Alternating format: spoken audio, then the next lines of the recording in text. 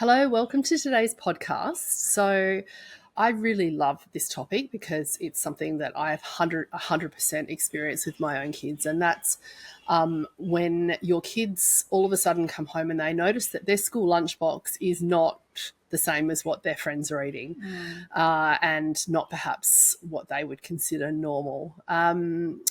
Look, peer pressure, it absolutely plays a role in kids' eating habits, particularly at school. Yeah. So as mums, both of us have two teens, and after packing thousands and thousands of lunch Yes. boxes between us over the years, in today's podcast, we're going to unpack the tricky topic of peer pressure, particularly pertaining to school lunches. And look, as a health conscious parent, I have to acknowledge it's tough. There's no doubt about it, isn't it? Oh, it is really hard. Yeah, when Because your kids get so much pressure. Totally, Just from being the only one that doesn't have the chips and the tiny teddies. Totally, absolutely. And everyone at school is, like you said, munching on chips and sugary snacks and things that you're just not happy feeding your kids on a daily basis. Yeah. And, it can be really tempting for your kids to want to fit in. And it's tempting also as a parent for you to want to take away the pain that they're feeling around that lunchbox. Like, I hate to use the word bullying, but I feel like at times my kids have been outwardly really picked on and focused on because of what is in their lunchbox, which is super sad. But there's also a lot of learnings in that process, which we're going to go through in a moment. But I know for my kids, there were definitely times, not their entire schooling, but there were points in time where their lunchbox looking different to everyone else's was a real source of embarrassment. And, over the years, they've received all sorts of attention for their school lunches from, on one hand, admiration from teachers when they were little, particularly just commenting on how delicious and healthy their food looked, or the food in their lunches looked, right through to other kids teasing them because they ate weird or smelly food. Yeah, the smelly bit. Yeah, always smelly. I can even remember helping out at one of my son's excursions, and a whole group of kids approached me and asked me why I put grass in Jessie's roll, and it was just like leafy greens. It was just lettuce, but they were being smart about it, and he was really embarrassed by that. But look, personally, my kids and I have worked through all kinds of situations that have arisen from their lunches being a little bit different, purely because they contained real food and minimal packaged food. I won't say no packaged food, but definitely minimal packaged food. Yeah. And each and every issue, as difficult and upsetting as it was at the time, in hindsight, I feel was incredibly character building for my kids. And I really feel that in the long term, like, zooming right out now and being able to look back with hindsight, I feel like it's really contributed to the fact that my kids are extremely resilient and really comfortable in their own skins now that they're teenagers. So I think that's a real blessing for them. That's the blessing that's come from those difficult times. Look, personally, I found that keeping clear lines of communication open, as always, communication is so critical. Talking to my kids about the difficulties that they're having, and making choices that make them feel good has really empowered them to resist less healthy temptations. Yeah.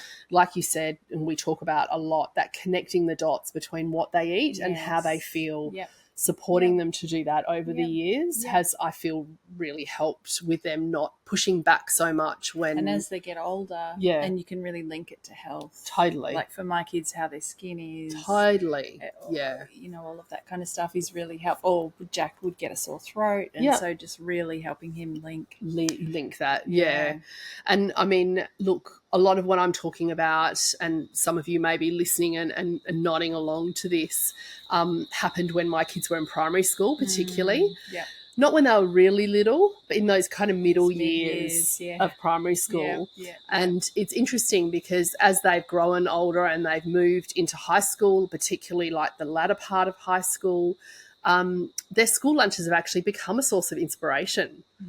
Particularly to other kids who've recognised that my kids have really great skin. They don't get breakouts much anyway. Occasionally, if they don't eat the right thing, they get breakouts, but they have really good health. Like, they don't have very many sick days, and they were both quite athletic through school. So the other kids actually stood up and took notice and started actually bringing lunches, healthier lunches, things that my kids eat, and getting their parents to buy, like different things that I'd had packed in their lunchbox, even right down to, I remember my son taking just these little kind of cherry plums once. They're called sugar plums. And sharing one with one of his mates, and then his mate all of a sudden wants this. His mum's like, where do you get those from? And the biltong that we pack, again, he lets his mates taste it, and then all of a sudden I'm getting texts from mum saying, where is that from? So that's been my experience. But Jane, I would love for you to share your tips, as a psychotherapist particularly, for parents whose kids are struggling with, peer pressure, and this desire just to fit in and have the same school lunches as their friends do, which might not be all that nourishing. And, what does a health conscious parent do in this situation? Yeah, totally. I guess the first thing is that it's really normal for our kids to want to fit in. It's a very normal developmental stage. So the first thing that I think is really important is to educate and remind your kid why you eat the food you do as a family. I really believe in the power of informing and educating your kids. That kids are amazing what they take in, and they do, and especially when you teach them to join the dots and make decisions for themselves. I think it's reminding you as parents that parenting is a long game. And it's reminding your kids too, like the school journey is a long time. It's 12 years. And so it's really educating them about this is why we're eating the food that we're eating. And kind of you'll have to educate kids over and over and over and over again. I see it as, especially when they're young, like planting seeds, kind of giving them the information. It's normal for kids. I mean, you and I would have been the same. When your mum tells you something, you're like, But then when you hear it from other sources, and when you start to see different things, you can you start to take notice of what mum or dad is saying. But I think... And just join the dots, like we said before. Yeah, definitely. But educating them is like planting seeds, in that you're not going to see the flowers come up straight away. You're not going to... They still... My experience was my kids really pushed against sometimes, around school lunches and them being different and all their friends having just chips and easy stuff to eat. And so it's kind of acknowledging that, validating how they're feeling, reminding them why you eat the food you do, and actually trying to do this when they're calm and they can take in what you're saying, not when they're upset or emotional, or even not when they're on the way home from school. I was just about to say, not when they're in the car. I can remember conversations, them getting in the car. It's like, how was your day? And then they were like, it was horrible. And then you can't have a conversation at that point about what made their day so horrible. Yeah, no, definitely. That coming home in the car, and it's really important for us to remember this as parents, they're full after a full day of school. If you think, we've spoken a little bit before about nervous systems and them navigating all these other nervous systems that they're pinging up against, and them wanting to fit in, and them wanting to be the same, and them being pointed out for being different. It's huge, a lot for a kid. Yeah. So it's so important that when they are emotional and upset about it, that you're present and that you are supportive and understanding. It's easy for us as adults, and we're worrying about paying the mortgage, and we've got these big concerns to kind of push aside, oh gosh, you've got a different lunch, big deal kind of thing. But it's really important that we do acknowledge that it is a big deal for a kid that is trying to fit in and be the same, and every day their lunchbox is an obvious way that they're different. So so important that you validate their feelings so that they feel seen and heard and understood by you.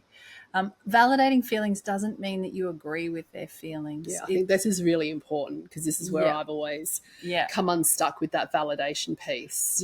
Yeah. Yeah. It's an acknowledgement that you can see and understand their feelings, and that you support your child to kind of feel what they Yeah. feel, and that you kind of, so you So don't, what's an example of that? yeah.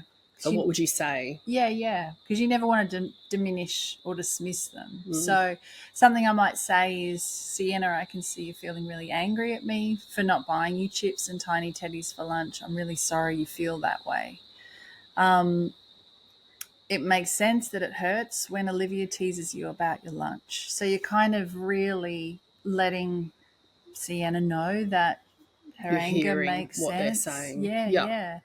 And you're also, it's also kind of, I'm sorry that you, so you're really acknowledging, and that kind of gives you more. I always think of currency in a child's bank account. It actually adds currency into your child's bank account when you are validating, acknowledging how this impacts them, and kind of supporting them to voice and express and feel safe expressing their feelings with you. And also it supports them to develop that emotional intelligence when you can kind of validate and state what you imagine they're feeling and how you imagine that it's impacting them. Validating also helps your kid kind of get clear on their feelings, and you can take the time to ask them, what are you feeling as you talk about lunchtime at school?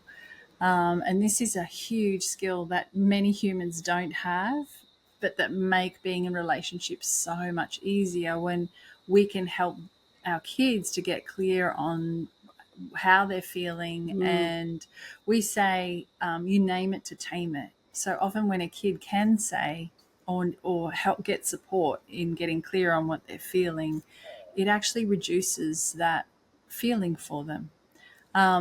So you can say things like, it looks like you feel sad when you think about what Sally said today. And again, that's, you're validating them and you're supporting them to kind of learn that emotional resilience and learn that emotional skill.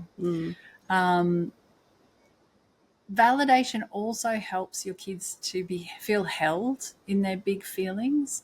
And this is really important because kids actually don't have the capacity to regulate themselves with big feelings. It's actually not wired in yet. And I think this is really important because our old way of parenting was your kid needs to self-regulate. Well, actually, they can't, especially with big feelings. They just don't. The development of their nervous system and their emotions isn't there yet. So they need our help with this. And like I said before, to us, oh yeah, big deal, your lunchbox, but to them, it's massive. And just us spending 5 minutes just asking, like validating, naming what you imagine they're feeling. But you're not fixing the problem, are you? It's nothing about fixing the problem. That's disempowering. Yes. It's more really noticing. I see you. I hear you. What you're saying totally makes sense. Yes. You can even say, I don't necessarily agree, but what you're saying makes sense. And it's literally just supporting. Like if you're really shitty or sad about something and someone tries to fix you, it's frustrating. It's like, man, I don't feel like you're hearing me. But if someone says, yeah, that makes sense. Yeah. I hear it's sometimes you. our instinct. I know my instinct as a parent, though, is to try and perhaps come up with a solution. Yeah. I never really stepped in and interfered with schoolyard stuff because I do feel like I've always allowed my children to find their own resolutions with schoolyard stuff. Yeah. Yeah. But I did also feel like I needed to offer them a solution that they could go and take away with them. Yes. So, yeah. So I guess for me, and it depends on age and context and so many things, but if we come back to validation and you validating them to teach them that skill, and I believe it supports them to regulate, stops them being so overwhelmed. and it supports them to not get lost in their feelings, because this is what can happen at school, where they get totally overwhelmed and lost in their feelings, and then they say something back, and then that start of bullying happens. Totally. So if you give them the skill of just reflecting, what's happening for me right now, I'm feeling sad because they're saying that thing, and just in them being aware of, I'm feeling sad. And what's this feeling about? Oh, it's because Olivia said that thing. And can I do anything about it? No. Does my lunch make me a bad person? No. So you kind of support them to track back through and develop that emotional intelligence and resilience. And I really believe that this is important to strengthen them for situations where, beyond school. Yeah, absolutely. Because we're always going to be a bit different, hey? Of course. I think it's, No, go ahead. Important for us to acknowledge that school can be a tough place, and kids can be so brutal with their words, and that our kids want to fit in and to make friends so they'll be really tempted to lose themselves and kind of lose your family values and lose what's important for them to fit in.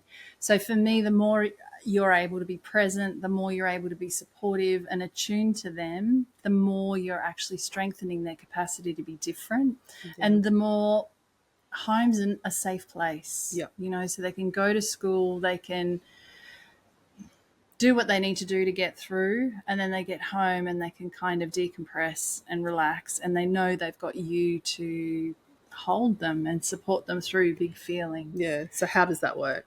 So I guess we need to always remember we're mammals and we're all wired to belong and to be part of the group. So if our kids feel a strong sense of belonging to their family and to us as their caregivers, it doesn't feel so important for them to abandon themselves and their values to be part of the group at school. They'll know that they can come home to a family that loves and accepts them, and being able to rely on this actually allows them to stand more firmly in themselves at school. It allows that differentiation process. Yeah. I feel that with my kids, actually, that we always discussed, I was always open to meeting them in the middle sometimes with certain things. But after we discussed it, they actually ended up just coming back to, hey, I like my lunch. Yeah, perfect. And then that was that. So even though we discussed like how we were going to overcome this and if there was anything that we could kind of, things like without dropping values altogether, but things like, instead of taking a curry in a thermos to school, which they enjoyed, maybe next week we'll take a sandwich. And as I said, they all always came back to wanting to just eat the food that they enjoyed eating at school. So that kind of reinforces what you're stating there. Obviously, they felt secure enough to be able to make that decision themselves. And I mean, John Bowlby was a theorist way back that created a theory called attachment theory. And he kind of talks about the importance of forming that strong and having that strong attachment with your child to support them to feel confident to go out in the world, and knowing that they've got a safe haven and a solid base to always come back to, which allows them to kind of, it's not the end of the world when their peer group kind of pushes them out. Something else that can be really helpful is to role play the scenario with your kid. So together with your kid, you can come up with what they can say back to the kids that are teasing them about their lunch. I think it's really important to teach your kids not to be nasty. I think neutral is best. Neutral, you've got less of that. Is the potential probably to spiral outside of the issue, isn't it, really? If you're neutral. Exactly. And an example of what you could support them to say is something as easy as, it's okay that my lunch is different to yours. This is the food that I like to eat. Generally, that's enough. If someone's just like, this is how I eat and I like it, it's okay that you don't like it, and end of story. As much as possible, try to support your kid to not react. I know this is easier said than done for some kids, and some kids at school are really good at just pushing and poking and pushing and poking. I used to say to my kids, if they came home and someone had said a really upsetting comment, I would kind of remind them, you know what, generally unhappy people say mean things. So rather than react or care about what they think, just, turn it back that it's a reflection of the other person, not of them. Isn't it? Exactly. I've used this recently with my daughter. Actually went on Australian Idol. Yeah. So obviously put herself in an extremely vulnerable position with totally. regards to being open to criticism and open to, keyboard warriors posting stuff. I mean, look, touch wood, it wasn't too bad. There was nothing really. Most people were beautiful and kind, and it was actually quite overwhelmingly lovely. But there were obviously people who assumed that they knew her and knew that, knew things about her and her life that were so off the charts. Like I was saying to you, one lady was talking about how she needed more experience in life and to travel, and she's 19 and she's backpacked through Asia by herself. There's not many 19-year-olds that would be confident enough to do that, but these keyboard warriors get on their high horse. And before she went on the show, I spoke to her a lot, because I've learnt this from you, that when people say and do nasty things, often it isn't about you. It's not a personal attack on you. It actually is a reflection of them and the fact that they're not perhaps particularly happy with their lives. So they haven't chased their dreams. Yeah, totally, absolutely. And she, it was really helpful actually for her to know that going into that. And as I said, look, it wasn't too bad. I think we got off lightly. But, in all forms, I know we're talking about lunch boxes here and I've gone off tangent a little bit, but I think that is a skill that we can use the lunchbox issue for them to develop that, like you said, because they're going to grow up and they're going to do things where they're going to cop criticism, whether it be in the workplace or whatever. And often, and my daughter's had this even in the workplace where someone was intent on just being nasty to her. And like I said to her, it's not about you. No. She just doesn't. She is not a happy person, this woman that was being awful to her. So, because it's true, hey? And she handled it really well. Awesome. And I like to think that some of the flack that she copped year after year after year about her lunchbox possibly had resourced her to handle that situation in the workplace. Yeah, definitely. Because generally happy people are happy for you no matter what, hey? So I was saying, kind of it's easier said than done, especially when bullies just poke and poke and poke and poke and poke. But it's kind of reminding your kid it's a reflection of the other one, and that it is really important just to, as much as possible, take deep breaths, feel your feet on the floor, remind yourself this is a good lunch that my mum prepared for me out of love and I like eating it. So even give them the skills to remember what's okay and to kind of that they actually don't owe anyone an explanation of why they're eating the lunch they're eating. And outside of I like eating this is a good lunch. And why do kids worry about it? Again, it's totally a reflection of the other kid. So something else is you can support your kids to not take it personally and to focus on something else. So to ask the person about their weekend or their new shoes, or are they playing basketball or whatever, just to redirect. And you may need to remind your kid that they can sit with someone else at lunchtime, and that unfortunately this is life. When we do something or are different in some way, it can bring unwanted and sometimes unkind attention. And this is where the education and the seeds that you plant come in. If your kid has a really clear sense of why they're eating what they're eating and that it's okay to be different, they're more likely to be able to move through this phase of having a different lunch easier. And I really do think it sets them up for life. It sets them up to be okay to be different, to step out and do what nourishes them rather than just going along with peer pressure and doing what everyone else is doing, even though they're all miserable. So a few other things. Sometimes for me with my kids, what was really helpful is they had one or two friends that had parents that were on board. So it's positive peer pressure, isn't it? It was so helpful. And I always think of what you did, where you kind of got the school on board and Yeah, you yeah, when they were supported. little. Yeah. I put together like a school lunchbox kind of challenge almost Yeah. that encouraged parents to like pack a vegetable every week, like a different Yeah. vegetable every week, and try and kind of collaborate on this. So this week everyone bring a carrot, like Yeah. next week everyone bring, you know, a piece of tomato, next week. And obviously there were kids who didn't like one of those vegetables, so they didn't participate, but Yeah. on the whole the kids really embraced it, and the teacher loved it, and Yeah. they could talk about it at school. Yeah. And it was a really positive thing. It was really, really nice. I think that leading by example is definitely the way forward. Yeah.